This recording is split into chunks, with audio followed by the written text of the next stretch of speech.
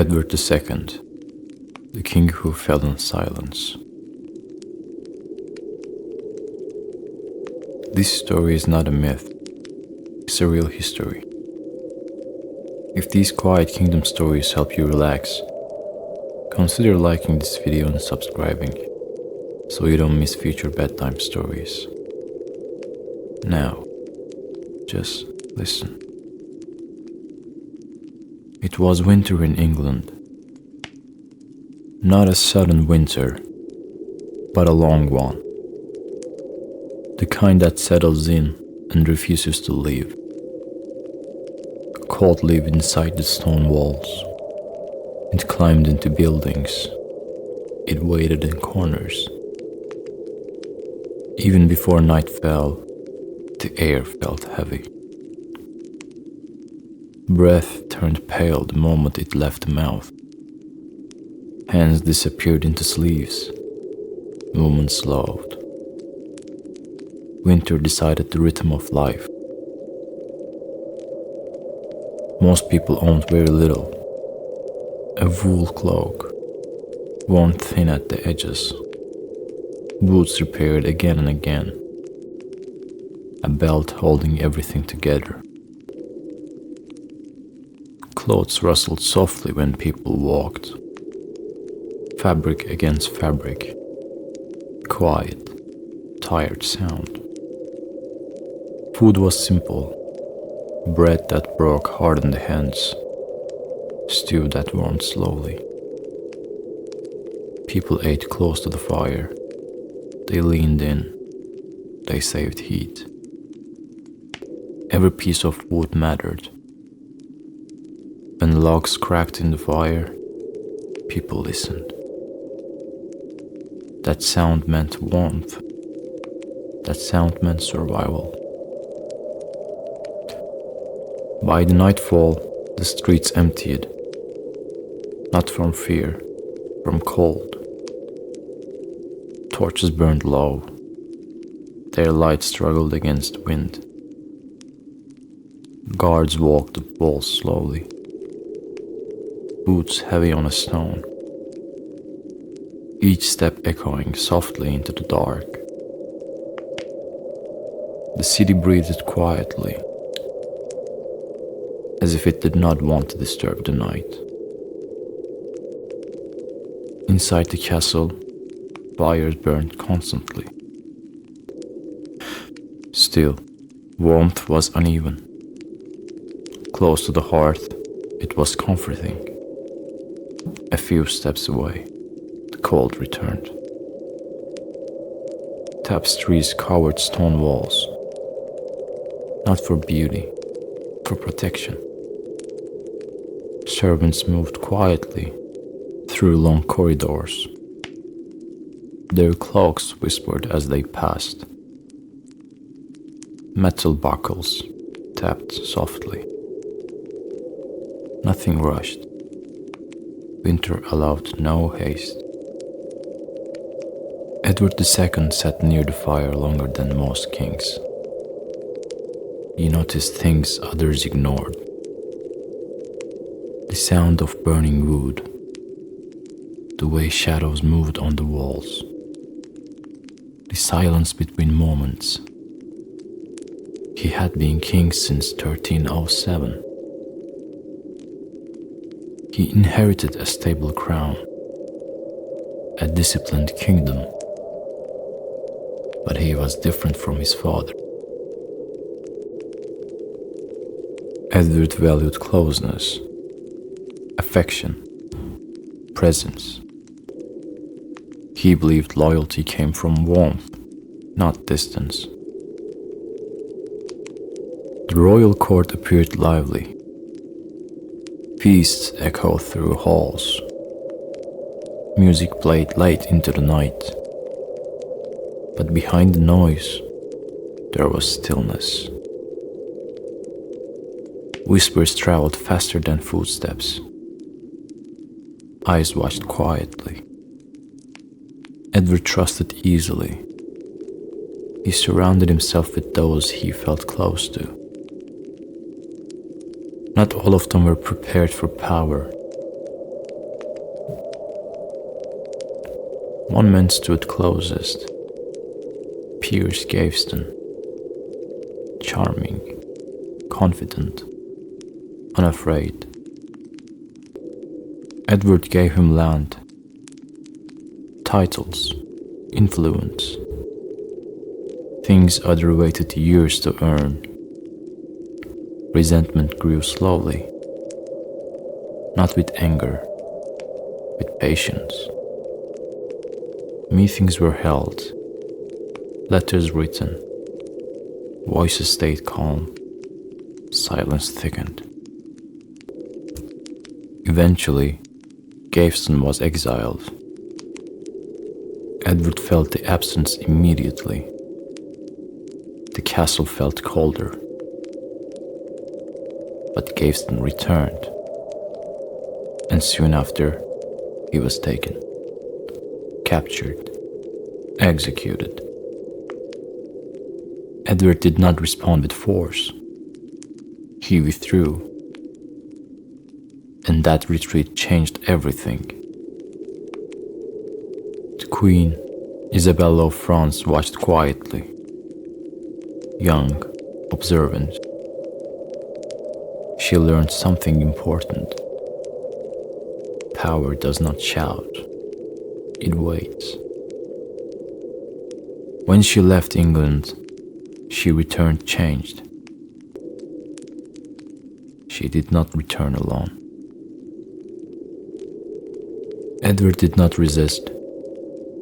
There was no great battle, no burning cities. He was removed. The crown changed hands. The kingdom accepted it. Bells rang. People worked. Life continued. Edward was imprisoned, moved quietly from place to place. No announcements, no farewell, and then nothing. How he died remains uncertain. History whispers. Most kingdoms do not fall in fire, they fall in silence. And now, this story rests with you. You may sleep. The crown is already gone.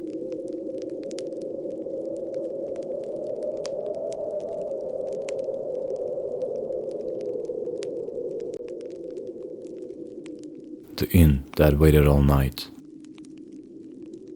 If these quiet stories help you relax, consider liking and subscribing. Now, listen. The storm had already decided to stay when he arrived, which meant there was no question of leaving again until morning. Snow pressed sideways against the windows, piling into the corners of the glass as if trying to listen. The inn stood alone on the mountain road, its stone walls dark with age and wet with melting ice. The sign above the door creaking slowly with each gust of wind. Inside, the fire burned steadily, patient and practiced. The kind of fire that had learned long ago how to survive nights like this. He closed the door behind him and stood for a moment without moving, letting the warmth reach him slowly, listening to the sound of the storm outside and the quieter, older sound of wood settling into flame.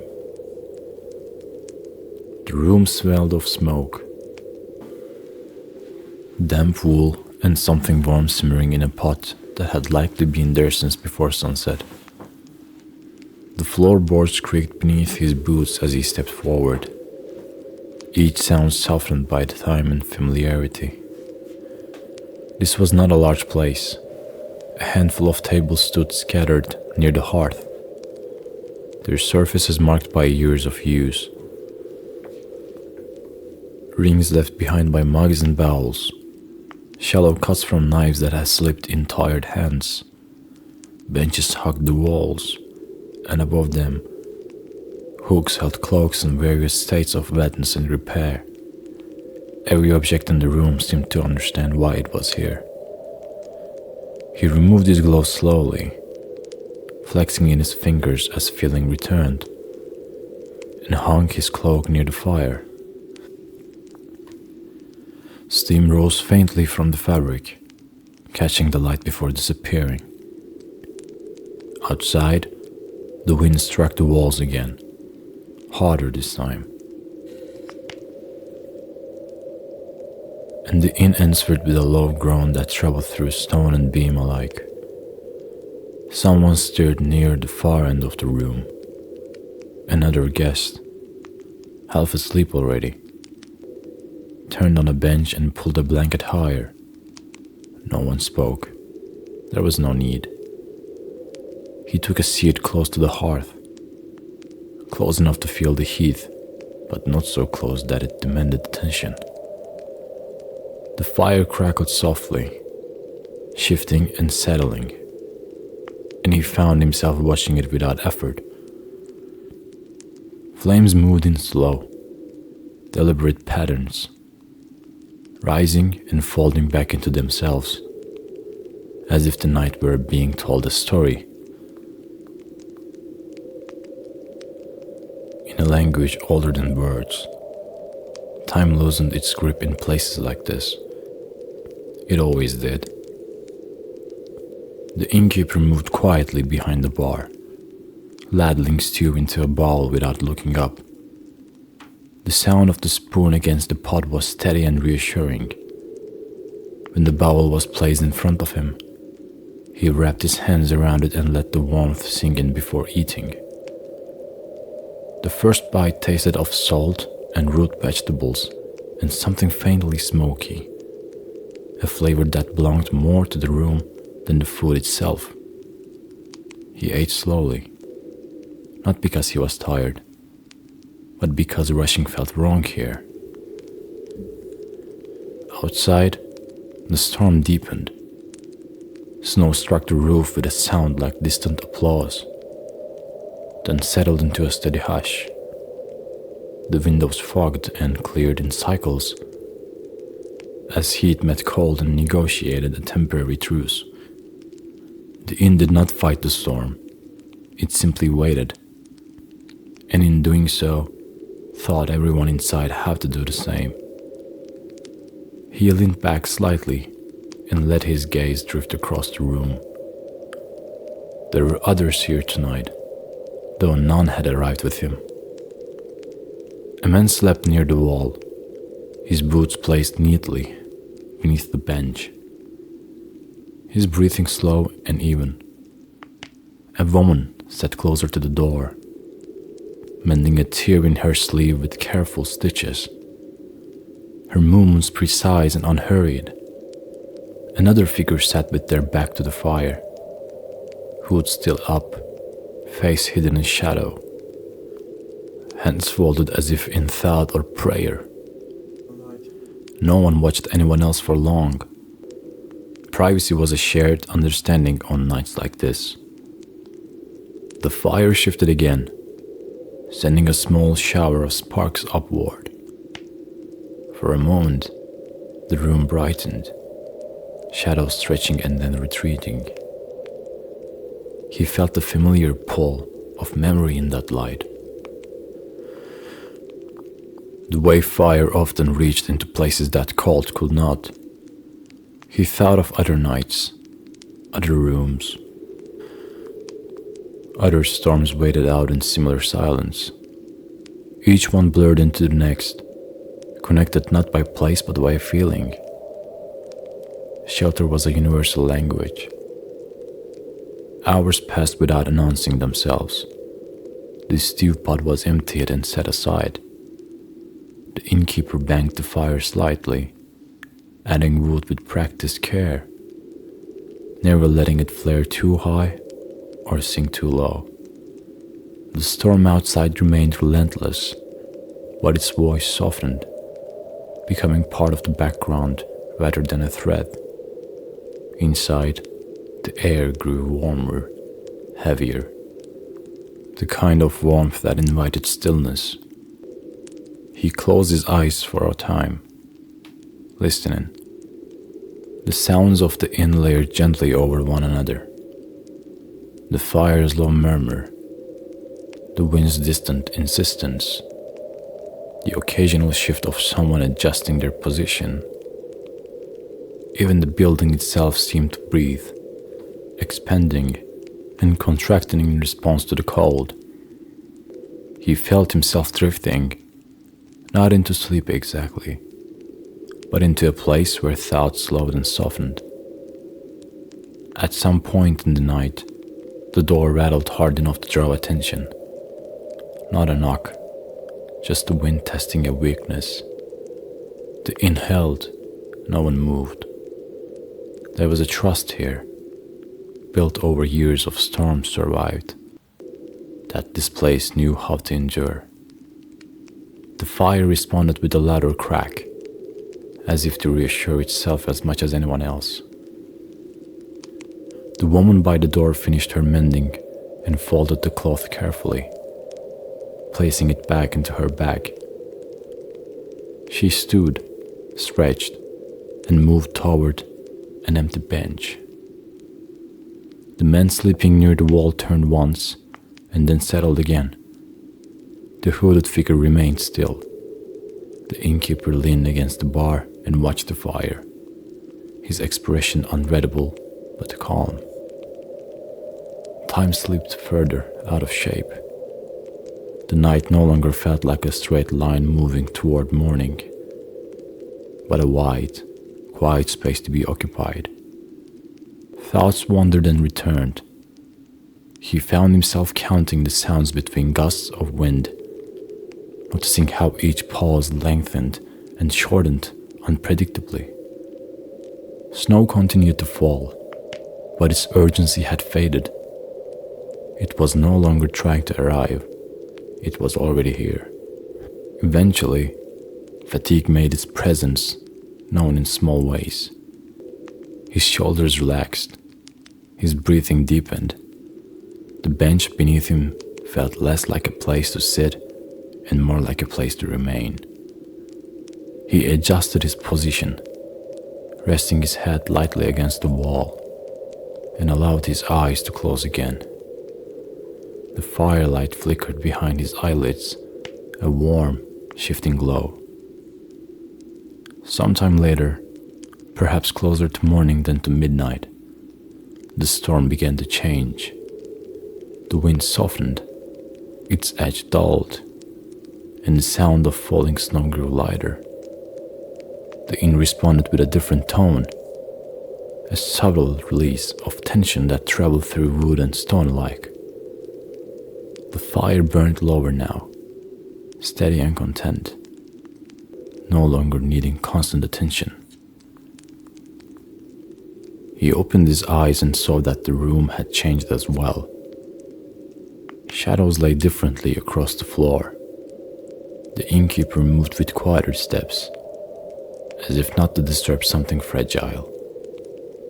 Outside, the windows, the darkness had thinned, replaced by a faint, colorless light that hinted at dawn without promising it. No one spoke. There was a shared understanding that this night had been something to experience rather than describe. Words would only flatten it. He stood slowly, stretching muscles stiff from stillness, and retrieved his cloak from its hook. It was mostly dry now, warm to the touch. He pulled it around his shoulders and felt the weight of the night settle into memory. The door opened with a reluctant creak, letting in a breath of cold air that felt less hostile than before. The storm had not ended up, but it had stepped back, satisfied. Snow lay deep and quiet outside, reshaped by wind into smooth, unreadable forms. The road was still there, somewhere beneath it all, waiting to be found again. He paused on the threshold and looked back once more. The fire glowed softly, the inn standing exactly as it had all night, unchanged and untroubled. This place would wait again. It always would. Then he stepped outside, the door closing gently behind him, and the inn returned to its patient watch as the morning slowly began.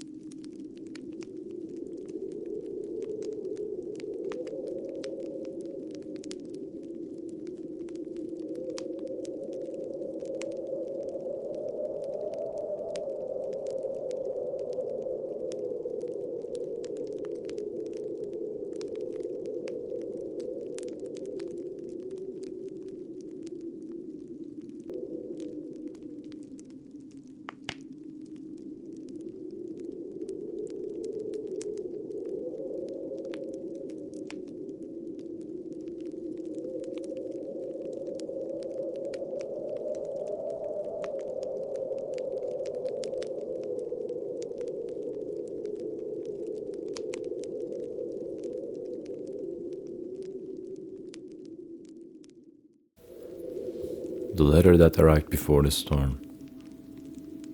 Before we begin, if you enjoy these late night winter stories, please consider liking and subscribing.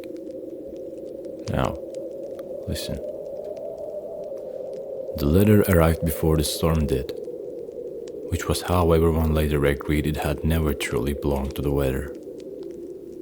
It was delivered just before dusk, when the sky still held a trace of color and the road through the valley had not yet disappeared beneath snow. The messenger did not stay. He handed it to the innkeeper, nodded once, and left without warming his hands by the fire. That alone would have been enough to mark the night as unusual. The inn was nearly full already. Travelers had arrived steadily throughout the afternoon, each one chased indoors by the same tightening cold. Cloaks hung heavy near the hearth, boots steamed quietly on the floor, and the fire worked without pause, consuming logs with practiced patience. Outside, the wind had begun to test the windows, tapping lightly, as if learning where the weaknesses were. The letter remained unopened on the counter. No one claimed it. The innkeeper noticed this only after the storm had properly announced itself. Snow struck the roof hard now, the sound steady and confident. The door rattled once, then stopped. Whatever was outside had decided to stay there.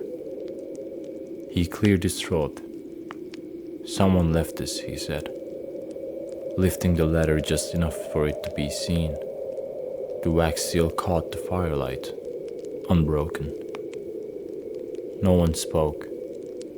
The guests exchanged brief looks, careful not to hold them too long. A merchant stared into his cup, as if hoping the answer might appear there.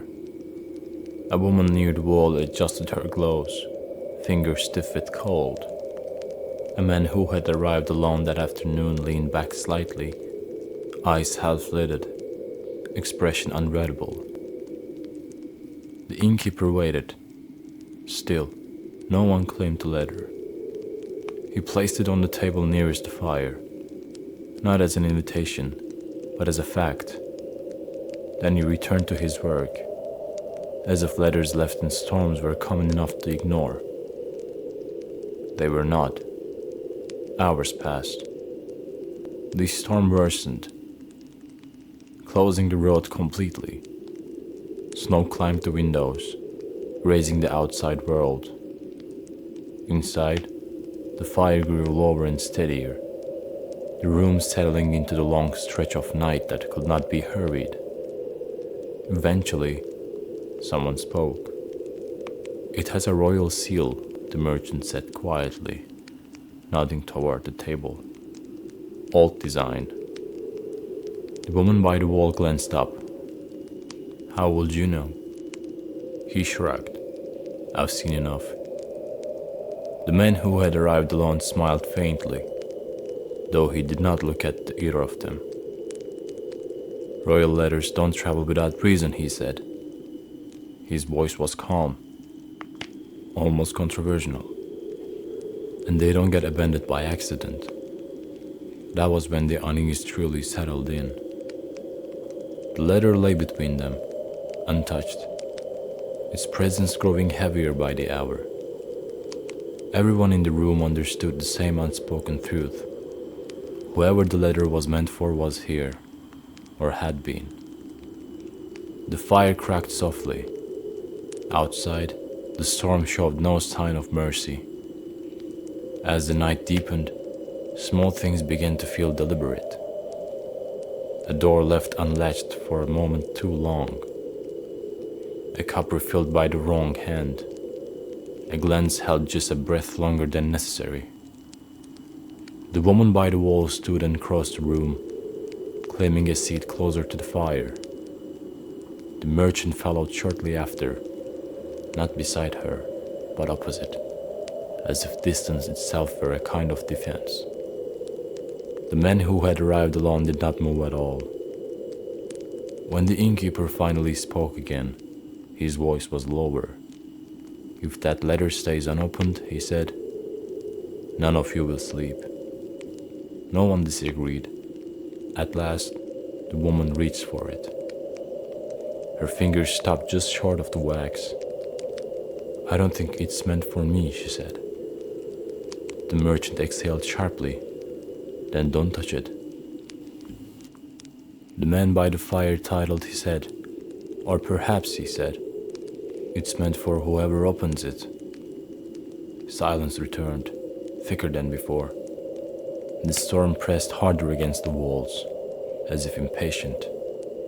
And somewhere between the fire and the snow, the night waited to see who would make the first mistake. No one reached for the letter. That, more than anything else, unsettled the room. If it had been addressed openly, someone would have claimed ignorance. If it had been sealed crudely, someone would have laughed it away. But wax was old, the seal precise, impressed with a mark that belonged to an earlier reign. The kind of seal that did not forgive mistakes. The innkeeper added another log to the fire. Sparks rose, brief and sharp, then vanished. The letter did not move. "You said the messenger didn't stay," the woman near the fire said at last. Her voice was steady, but her hands were not. She tucked them beneath her sleeves. "Did he say anything?" "He said nothing," the innkeeper replied. "He didn't even ask for food." "That means he knew he wouldn't need it," the merchant said, "or that he didn't intend to be remembered." The man who had arrived alone lifted his cup and drank slowly. When he set it down, he smiled again. Though this time, there was something deliberate in it. Messengers remember everything, he said. They simply choose what to repeat. The wind struck the shutters hard enough to draw a quiet breath from the room. Snow slid against the glass, erasing what little view remained. The outside world was no longer an option. Whatever this night held would be decided here. The innkeeper wiped his hands on a cloth and leaned against the counter. "That letter isn't leaving this room," he said. "Road's gone. Storm won't lift before morning." No one argued. The woman stood again, pacing slowly, her boots making little sounds on the worn floor. "If it's royal," she said, "then opening it without authority is dangerous." The merchant nodded, "and not opening it may be worse." The hooded man near the hearth finally shifted. He leaned forward slightly, elbows resting on his knees, firelight catching the edge of his face for the first time. He was older than he had appeared at glance, not by years alone, but by attention. "Letters like that," he said, "are not meant to be read. They are meant to be received." The woman stopped pacing. By whom? He did not answer. The silence that followed was heavier than the storm. The innkeeper cleared his throat again. "I've kept this place through the 3 winters worse than this one," he said. "I learned something. Trouble doesn't arrive loudly. It waits until everyone is warm enough to think they're safe." The merchant laughed once, short and humorless. "Then we're right on time." As the hours passed, the room changed shape. People moved closer to the fire, not for warmth, but for proximity. The benches nearest the walls were abandoned. No one wanted their back unguarded. Cups were refilled more often than necessary. No one drank enough to forget where they were. The woman finally sat, folding her cloak neatly beside her. "Let's assume," she said, "that the letter is meant for someone here. What then?" "Then someone is lying," the merchant replied. The man by the fire nodded. Or someone has already done what the letter came to stop. That landed harder than intended. The storm surged again, briefly, as if reacting. The innkeeper glanced at the door. No one else is coming, he said. We're all there is. A long pause. Then the woman spoke again, quieter now. The seal, she said. It's from the old court, before the purge. The merchant's eyes flicked to hers. That's a dangerous memory to have. Only if spoken aloud, she replied. The hooded man exhaled slowly. Then this letter has been traveling a long time, he said. Longer than it should have. The fire cracked sharply, a log shifting inward. Something about the room felt tighter now, as if the walls had leaned closer. At last, the innkeeper reached out and turned the letter so the seal faced them all. I won't open it, he said, but I won't stop someone else. No one moved. Seconds stretched. Then the merchant stood. I've paid enough taxes to the crown to earn the right, he said, though his voice betrayed him. He reached forward, fingers trembling, and stopped just short of the wax. The woman's hand closed around his wrist. Don't, she said. Not yet. The hooded man rose smoothly from his seat.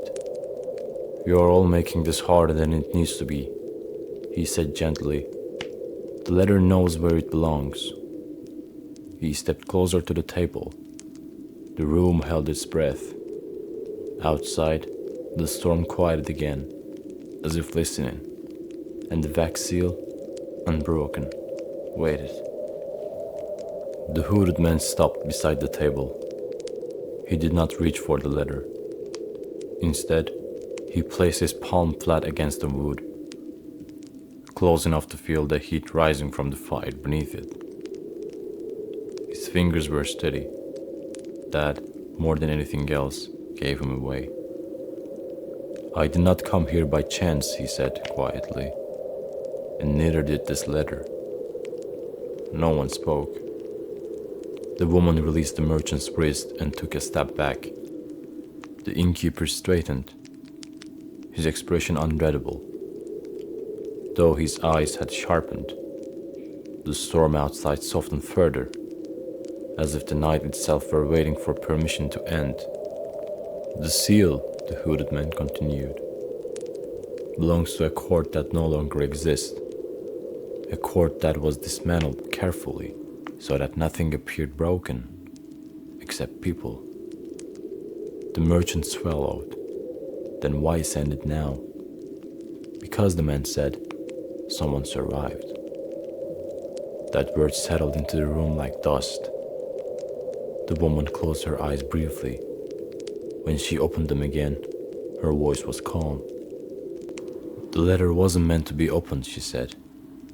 It was meant to be seen. The man nodded. Exactly. He reached up and lowered his hood. There were no gasps, no sudden movements. Recognition, when it came, was quiet. His face was older than the portrait the merchant had once seen on a coin, but the eyes were unmistakable. Not royal in appearance, royal in certainty. You were declared dead, the innkeeper said slowly. I was declared inconvenient, the man replied. The letter remained unopened. It names no orders, he went on. It carries no command, only a presence. It needed to arrive somewhere neutral, somewhere people would be forced to wait together long enough to understand why it mattered. The merchant laughed softly, hollow. And what happens now? Now, the man said, you forget. Silence. You forget you saw me, he continued. You forget the seal.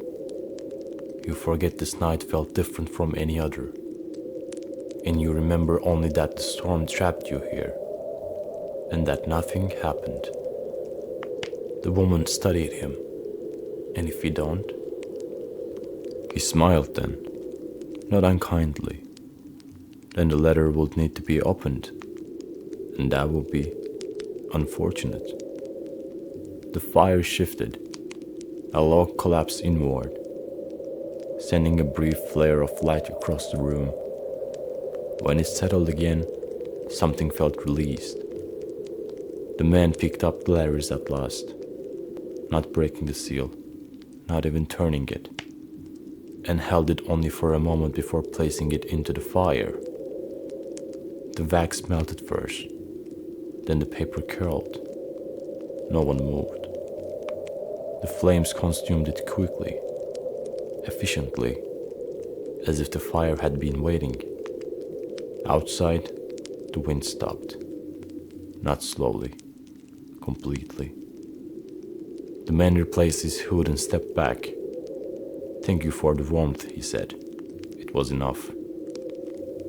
By the time the door opened, dawn had begun to thin the dark. Snow lay deep and quiet, no longer fallen. The road, buried but intact, waited patiently beyond the inn. He stepped outside. The door closed. No one followed. For a long moment, no one spoke. Then the innkeeper added another log to the fire. Morning arrived without ceremony. The guests left one by one, each carrying the same simple memory. A storm, a long night, a warm fire, and nothing else.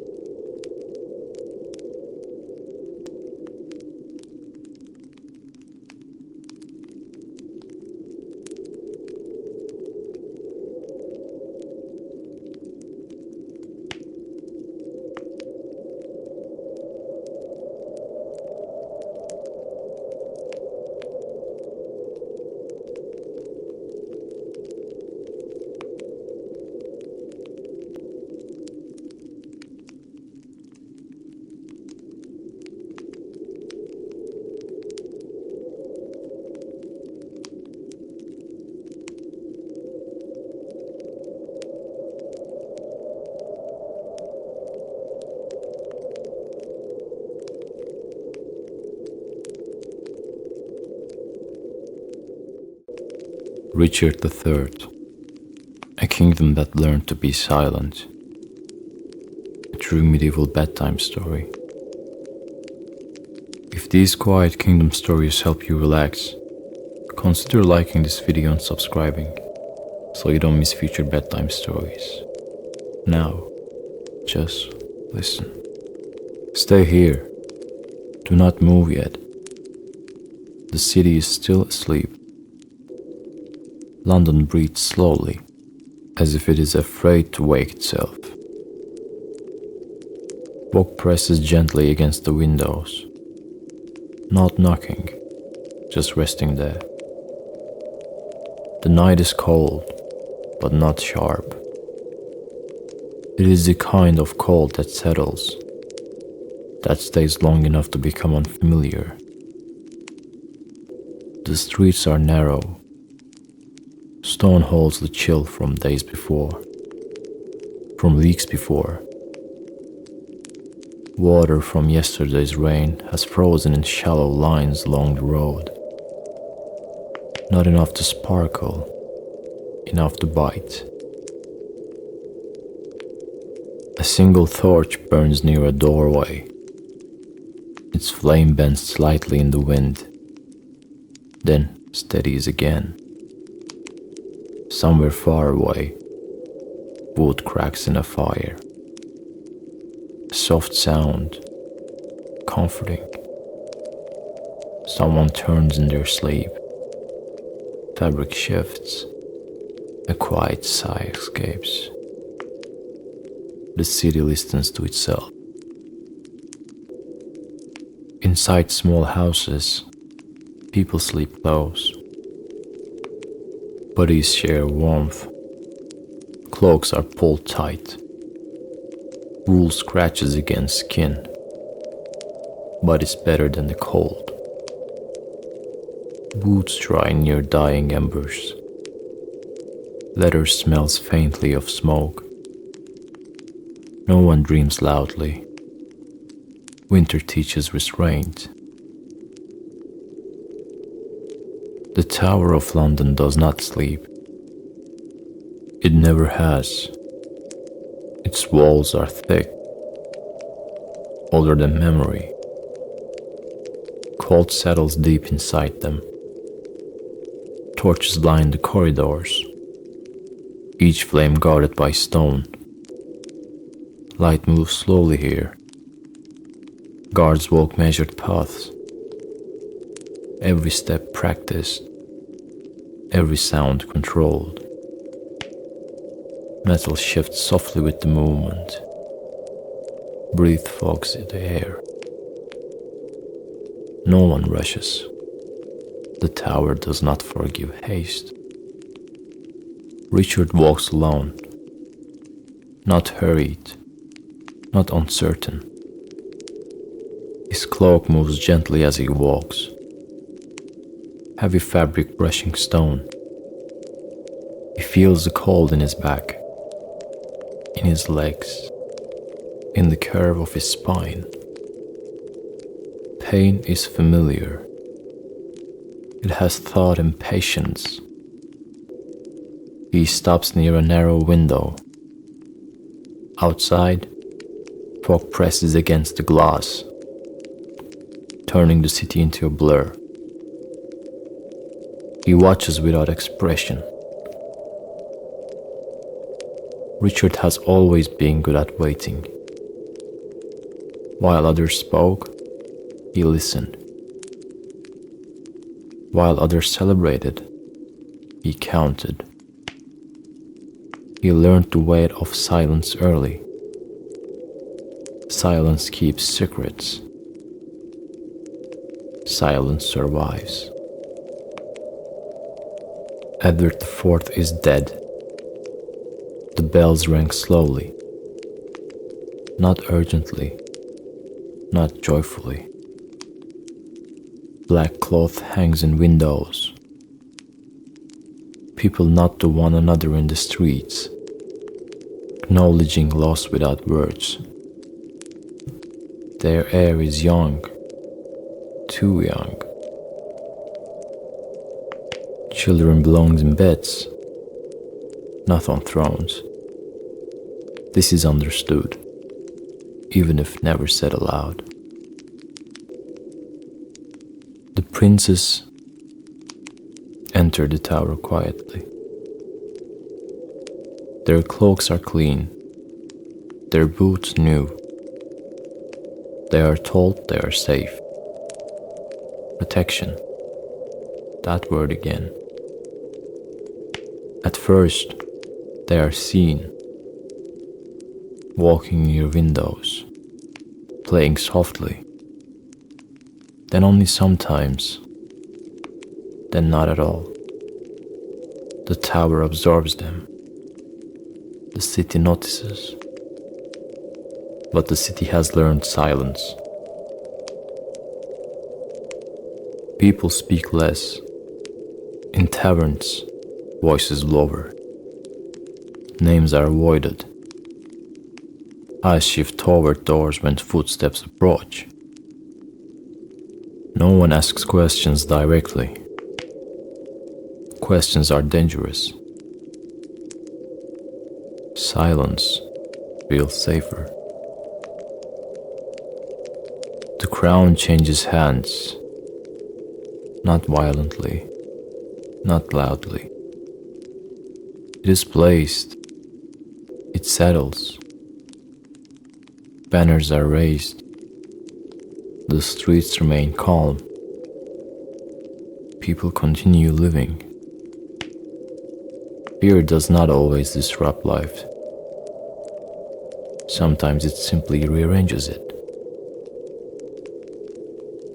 Richard does not sleep easily. At night, he listens to the fire, to the wind, to the quiet pulse of the tower. He knows what people think. He knows what they do not say. Power isolates. It always has. The crown is heavier than it appears. It presses not only on the head, but on thought. Richard carries it carefully. He trusts few. He trusts silence most of all. London adapts. It always does. People wake, work, eat. Life continues. Fear becomes background. Like cold, like fog, like winter itself. Stay in this city, in this cold, in this quiet. Nothing ends quickly. The story does not rush. Richard's reign will not be loud. It will be remembered in whispers. Breathe slowly. The night is still holding. The tower is still awake. And the kingdom has learned how to be silent. Morning comes slowly, not with light, but with sound. A distant door opening, wood against wood, footsteps in the street, careful ones. London wakes the way a cautious animal does, testing the air before moving fully. Inside homes, people rise quietly. No sudden movements, no loud voices. Winter mornings do not forgive carelessness. Hands reach for cloaks before anything else. Wool is stiff with cold, rough against skin. People pull layers close, tightening belts, wrapping scarves higher than usual. The fire is checked first. If embers still glow, there is relief. A small sound escapes, a breath let out without thinking. Wood is added slowly. No one wastes fuel. The crackle of fire fills the room, and for a moment, everything feels manageable. Breakfast is simple: bread, leftover stew. People eat close to their hearth. They do not speak much. Words feel unnecessary in winter, and lately, dangerous. A child asks a question. A parent answers softly, quickly. Some questions are not for mornings. The streets fill gradually. Not crowded, never crowded. Merchants open stalls with numb fingers. Canvas flaps move in the wind. Metal tools clink softly. A man coughs into his sleeve. Another nods without smiling. Conversation stays shallow. Weather, prices, nothing else. Names are avoided. Inside taverns, fires burn low. People gather but sit apart. 10 cards are held close to the chest for warmth. Someone starts a sentence, then stops. The silence stretches. No one pushes it. Everyone understands. Fear has its own language, and it speaks quietly. Above it all, the tower watches. It always has. From its windows, the city looks small, contained. Richard stands near stone. He hears the distant city sounds, muted, filtered through fog and wall. He imagines the conversations, the pauses, the way people lower their voices. He does not need to see it to know. Richard's thoughts move slowly, not because they are confused, but because they are heavy. Every decision lingers. He thinks of the crown, how it presses, how it isolates. He thinks of loyalty, how fragile it is, how easily it shifts. Trust feels like warmth, comfortable, but dangerous.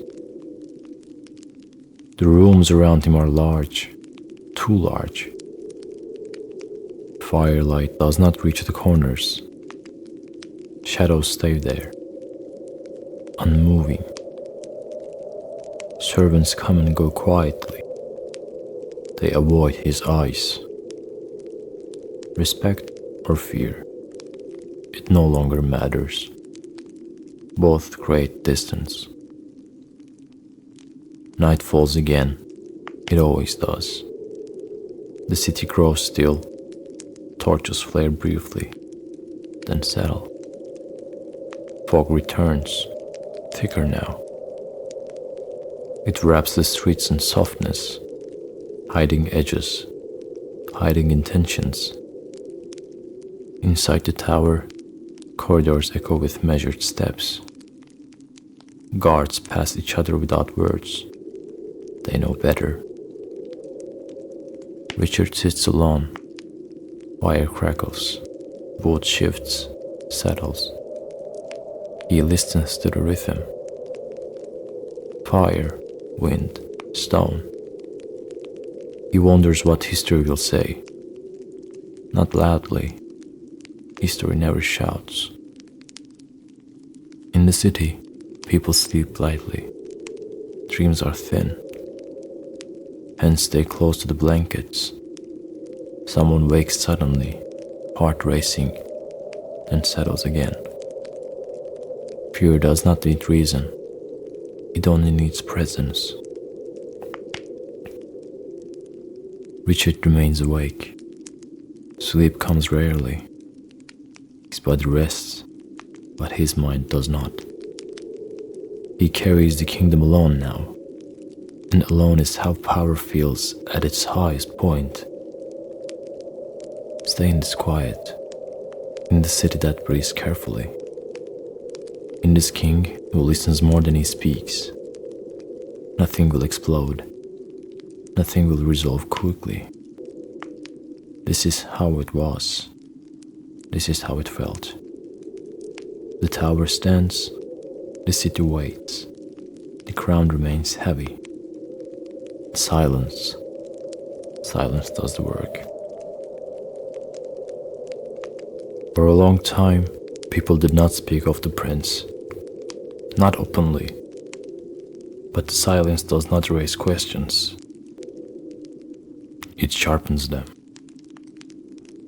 At first, the boys were said to be resting, then protected, then simply unseen. Weeks passed, windows stayed dark, and slowly the city understood. Nothing was announced, nothing was confirmed. But London learned the truth the way it learns everything, through absence. Richard heard the whispers. He always did. They did not reach him loudly, but they arrived all the same, in lowered voices, in unfinished sentences, in the way people stopped smiling. He denied nothing publicly. Denial gives rumors shape. Instead, he ruled. He signed orders. He held court. He wore the crown.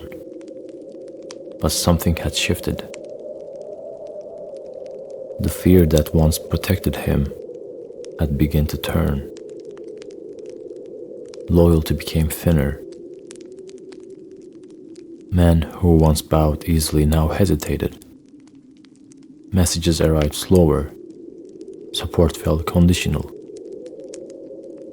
Richard noticed everything.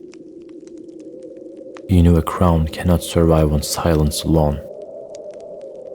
It needs belief, and belief was leaving him. Far from London, a name began to travel quietly. Henry Tudor. A claim once dismissed, now spoken loud.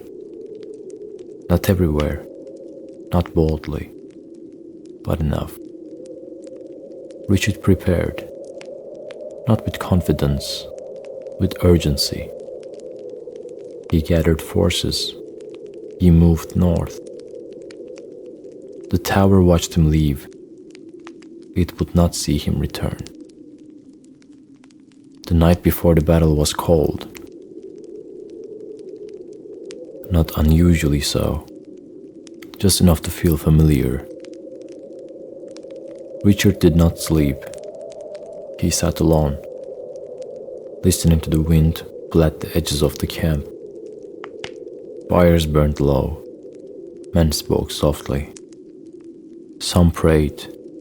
Some stared into nothing. Richard remained awake, not afraid, focused. He knew this moment. Every quiet decision, every silence had led here. The battle did not last long.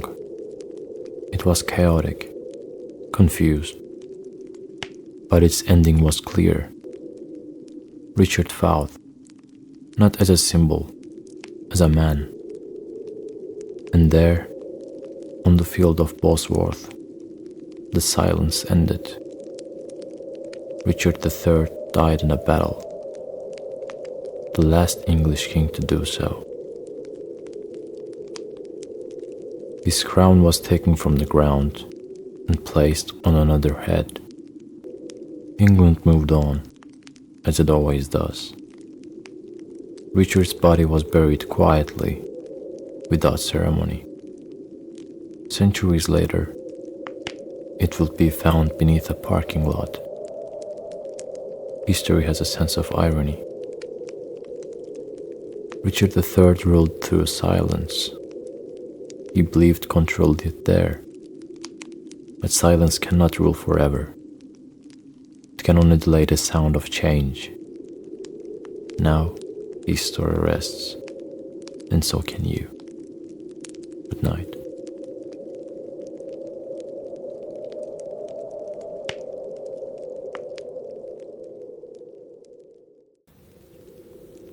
The room that was never locked.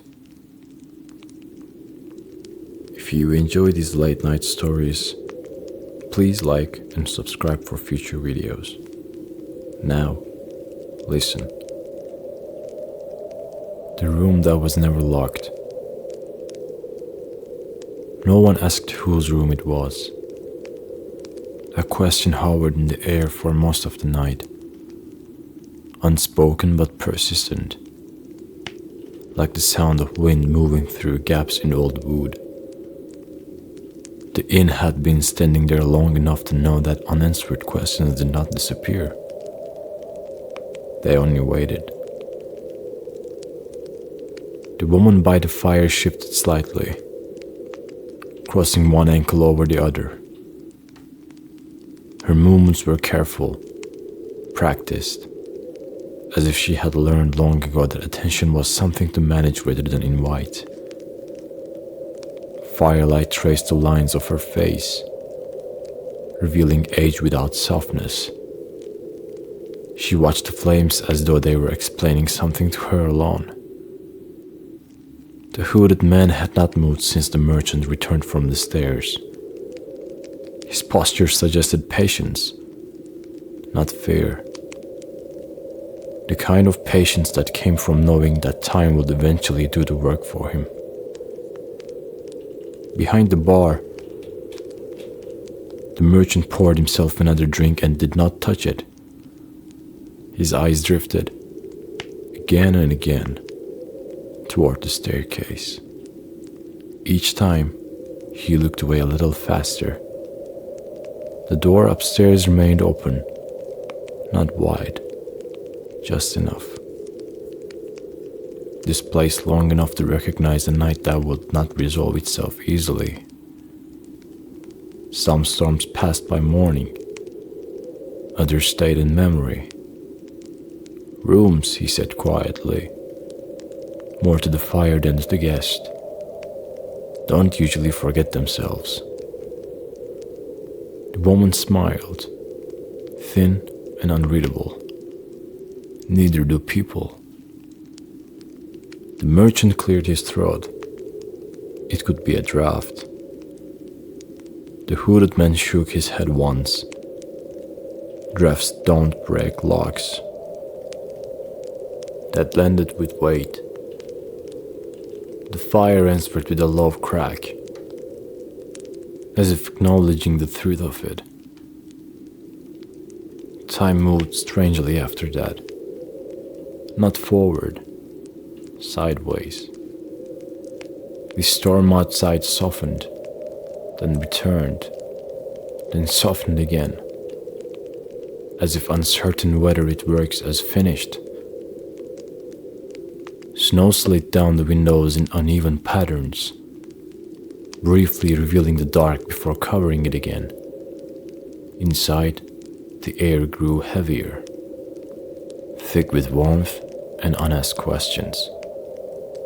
At some point, the woman stood and approached the staircase. She did not climb it.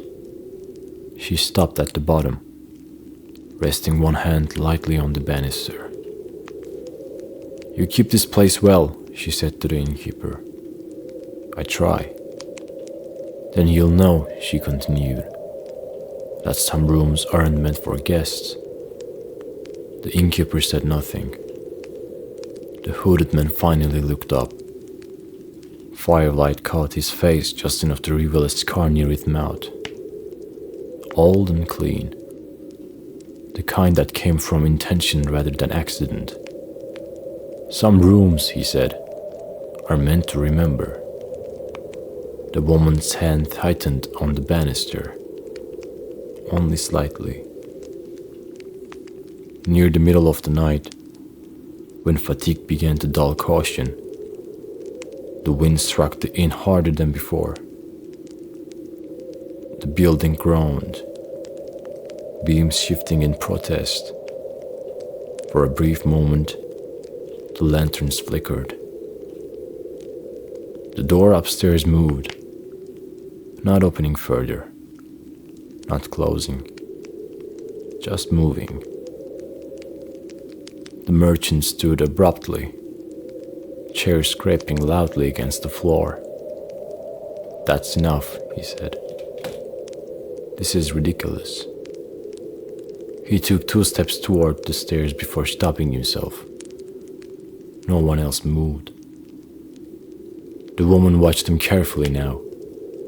"If you're certain," she said, "you could close it." The merchant swallowed. "It's not my place." The hooded man leaned back, folding his arms. "That," he said, "is the most honest thing you've said tonight." Eventually, exhaustion forced action. The innkeeper took the lantern and began to climb the stairs. His steps were steady, but slower than before. The light cast long, untrustworthy shadows along the corridor. The guest watched from below. The door stood exactly as it had all night. The innkeeper pushed it open fully. The room was cold, colder than the corridor, colder than the night outside. The bed was untouched. Dust lay evenly across the floor. No footprints, no sign of recent use, except for the lock. Broken inward, deliberately. The innkeeper did not touch it. He closed the door gently and turned the key that should not have worked. It did. When he returned downstairs, no one asked what he had seen. They already knew. The fire burned low now, steady and patient. The storm outside began to fade into silence, its purpose fulfilled. Morning arrived without ceremony. The woman left first. The merchant followed. The hooded man waited until last. At the door, he paused and looked back once, toward the staircase. "It opens," he said softly, "when someone believes they're done with it." Then he stepped into the snow. The innkeeper locked the door behind him. The room upstairs has remained closed ever since. At least, that's what he tells people. The innkeeper did not sleep after that. He sat behind the bar long after the fire had been reduced to embers, listening to the building settle into its older sounds. Wood contracting, stone holding, the kind of silence that did not belong to absence, but to restraint. Morning had come, yes, but the night had not entirely left.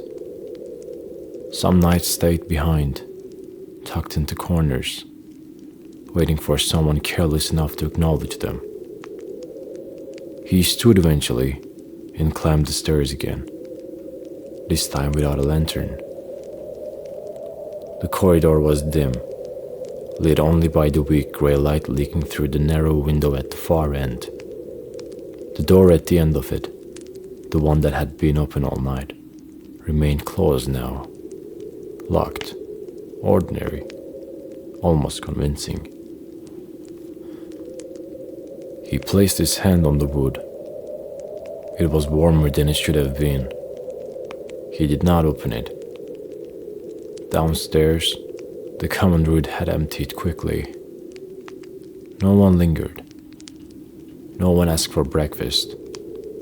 Plates remained untouched, mugs half full, as if the guests had agreed without speaking that hunger was less important than distance. By mid-morning, only the innkeeper remained, alone with the fire and the echo of footsteps already gone. He cleaned slowly, too slowly. Each motion felt deliberate, as if the room might object if rushed. When he swept near the base of the stairs, he found something that had not been there the night before. A glow, leather, dark, worn at the fingertips. He turned it over once in his hand, then again. It was neither the merchant's nor the woman's. Too small for one, too well kept for the other. He did not recognize it as his own. He set it on the bar. It stayed there all day. The storm did not fully clear. Snow stopped falling, but the sky remained low and heavy, as if unwilling to release what it had gathered. No new guests arrived. The road was technically passable, but no one trusted it. By evening, the inn felt larger without voices to fill it, its emptiness stretching in unfamiliar ways. The fire burned again, though it did not need to. The innkeeper kept it alive anyway.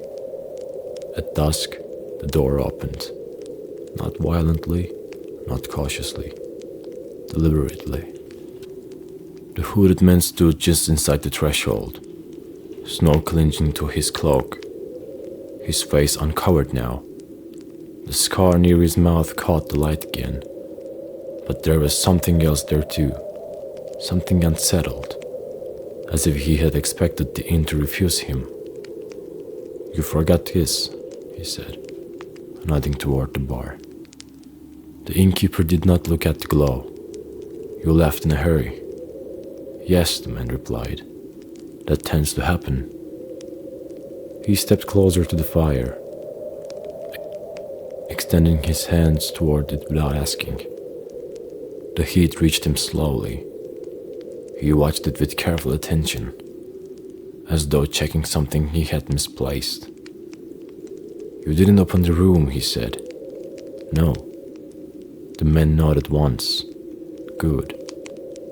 They stood in silence for a time. Finally, the innkeeper spoke. "You said it opens when someone believes they're done with it." "Yes." "And if they aren't?" The man's mouth tightened slightly. "Then it waits." The fire shifted, sending a small spark upward. "Who was the letter for?" the innkeeper asked. The man did not answer immediately. When he did, his voice was quieter. "For the woman." The innkeeper looked up sharply. "She never opened it." "She didn't need to." The man retrieved his glove from the bar and pulled it on slowly. "Some messages aren't meant to be read. They're meant to arrive." He turned toward the stairs, then stopped. "She won't come back," he added. "But the room might open again." "For whom?" The man considered this. "For whoever mistakes relief for completion." Then he left.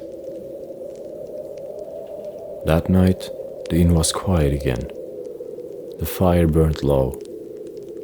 The room upstairs remained closed.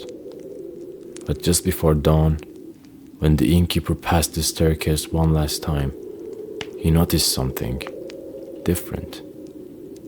The lock was intact. The door was not. It stood open, just enough, and the inn waited.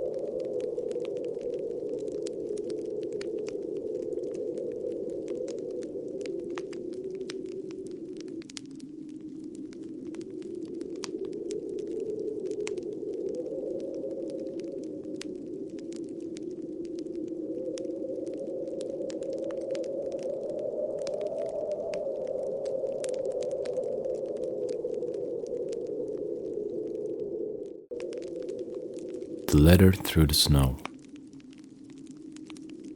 If these quiet kingdom stories help you relax, consider liking this video and subscribing so you don't miss future bedtime stories. Now, just listen. The fire was already burning low when he set out. Not the confident kind of fire. Not the kind that promises safety. But the quiet kind that only reminds you how easily warmth can be lost. Snow had begun before dusk. Thin at first, almost gentle. The road accepted it without complaint. The letter rested inside his coat, pressed flat against his chest, wrapped in oilcloth, sealed with dark red wax. He did not know what it said. He had never asked. Some words were not meant to be carried lightly. The path north had no markers left. Snow softened everything. Stones, ruts, old footprints. Trees leaned inward. Their branches heavy. Their shadows stretched and uncertain. Each step made a sound too loud for comfort.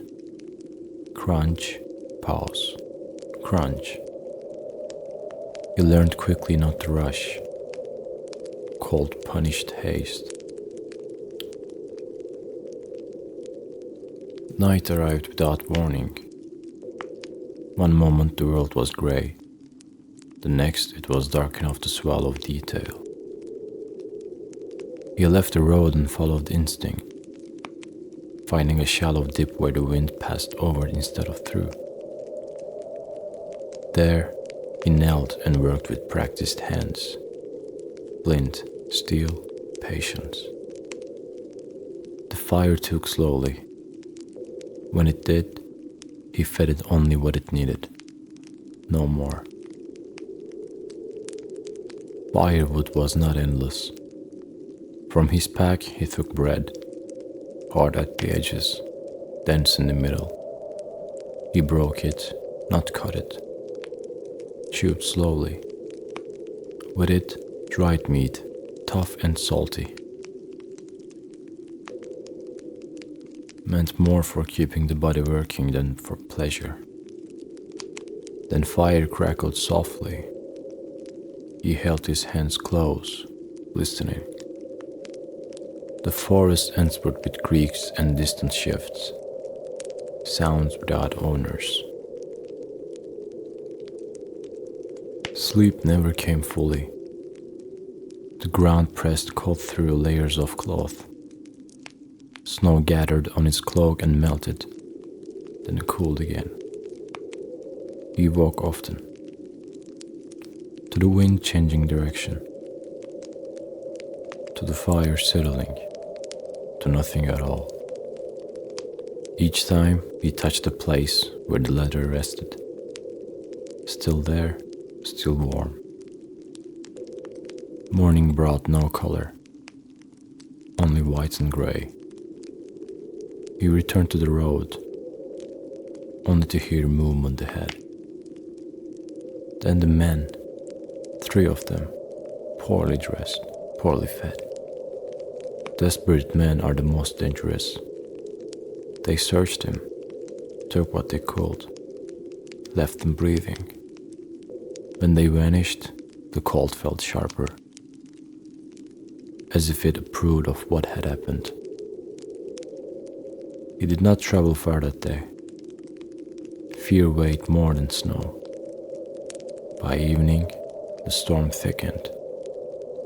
Snow fell in earnest now, erasing distance. He built another fire, smaller than the first. This time, he only had bread and a little water, and the last of the dried meat. He ate slowly, blowing on each mouthful. letting warmth spread through him inch by inch. Food tasted better in cold, not because it was good, but because it worked. The days blurred. Walk, stop, warm hands, walk again. Sometimes he sang quietly to himself, not for joy, but to remind his lungs they still worked. Snow crept higher with each mile. His boots stiffened, his breath burned, but the leather stayed dry, always dry. On the final night before the walls appeared, the storm reached its worst. The wind screamed.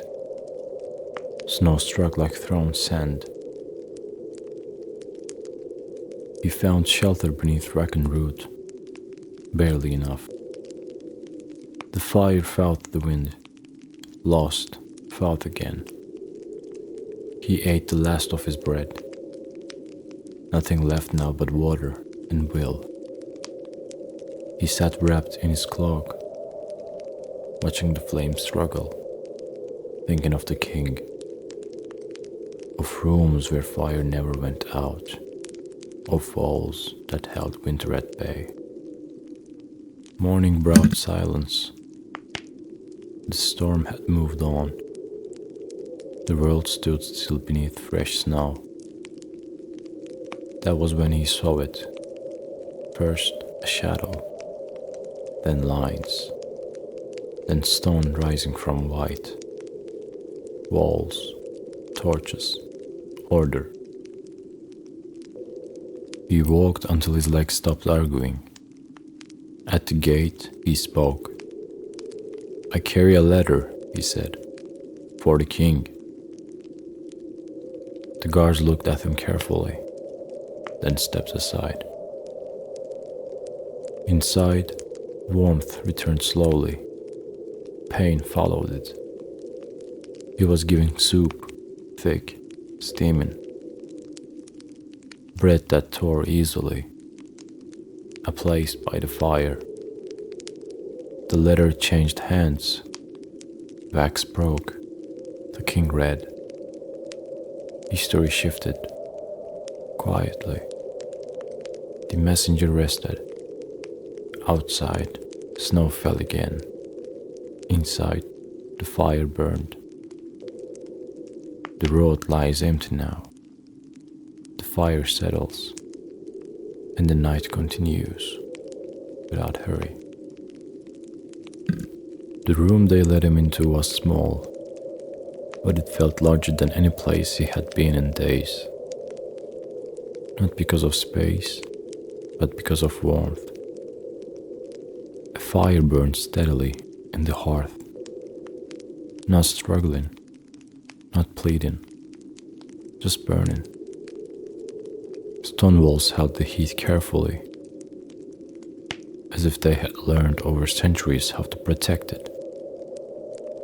Snow tapped softly against the window. The sound distant, unimportant now. He removed his gloves slowly. His fingers ached as feeling returned. A deep, dull pain, followed by warmth that spread unevenly. He welcomed it. A servant brought him dry clothes, wool that did not smell of road or smoke, fabric that fell softly instead of stiffly. As he changed, he noticed how quiet the room was. Not empty quiet, safe quiet. The kind that lets the body rest without asking permission. He sat near the hearth, wrapped in a blanket thicker than anything he owned. Outside, snow continued to fall. It moved differently now, less violent, more patient. Flakes gathered on the stone sill, stacking carefully, as if the storm itself was catching its breath. He held a cup of broth in both hands, Steam rose. He drank slowly. Each swallow felt like it reached places the cold had claimed and gently asked them to leave. Time moved strangely inside the walls. There was no wind here to measure it, no road, only fire, and the quiet sound of snow against stone. Eventually, footsteps came, measured, unhurried. A guard stood at the door. "The king will answer," he said simply. The letter returned to him heavier than before. Different wax now, a new seal. He did not touch it directly. He knew better. This letter was not his. It belonged to the road, to the cold, to whatever waited beyond the gates. "You will leave at first light," the guard said. The messenger nodded. He felt no fear this time, only readiness. He slept deeply, not dreamlessly, but without interruption. The fire burned all night. Someone had tended it. Morning arrived gently. Grey light filtered through the window, revealing a world remade. Snow lay clean and untouched inside the walls, as if the storm had paused to admire its work. He dressed slowly. Dry boots, thick socks, a cloak heavier than the one he arrived in. They gave him food for the road. Bread still warm from the oven. Salted meat wrapped carefully. A small flask of something stronger than water. He secured the letter inside his coat, pressed it flat against his chest, the same place as before. The gates opened with a sound that echoed, longer than necessary. Cold rushed in, not angry, expectant. He stepped forward, paused, then crossed the threshold. Outside the walls, the world felt larger, quieter. Snow reflected light softly now, turning the land pale and calm. His breath formed clouds again. His boots found rhythm. Crunch, pause, crunch. The kingdom faded behind him slowly. He did not look back. Letters did not belong to places. They belonged to journeys. The fire behind him burned on. The road ahead waited. And somewhere far away, another hearth would soon hear the sound of snow and a knock at the door. The night continues. So does the story.